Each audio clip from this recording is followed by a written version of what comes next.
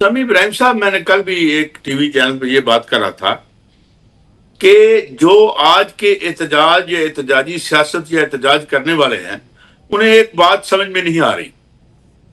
یہ سمجھ رہے ہیں 1990 کے بعد، خصوصی طور پر سوویت یونین کے انہدام کے بعد، انہوں نے سمجھا تھا کہ یہ متوفی ہو چکا ہے، ساری جو کانفلکٹ ہے یہ زندہ ہو کے دوبارہ آ گئی ہے.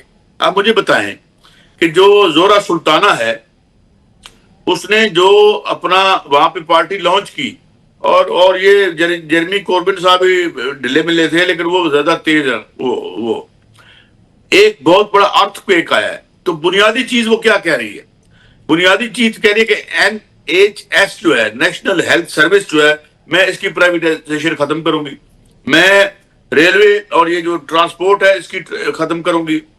میں ٹیکس لگاؤں گی. یہ جو ایلیٹ کیپچر ہے، برطانیہ میں بھی ہے، یہاں بھی ہے، یہ آف شور ہیوت میں سارا پیسہ نکال کے ہم واپس لائیں گے.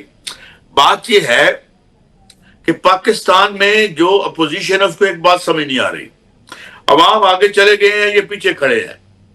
سمیع ابراہیم صاحب، یہ بڑی اہم بات ہوگی کہ آپ کے میرے ووٹ ٹھیک نہیں گنے گئے تھے. یہ بھی ایک مسئلہ ہے. اس سے بڑا مسئلہ یہ ہے کہ جب آپ شو کر کے بھی گھر جائیں گے تو میری خاطر ذرا نگاہ رکھیے گا کہ ایک بائک پہ 7 بندے بیٹھے ہوئے ہیں، زندگی کو کیسے گھسیٹ رہے ہیں.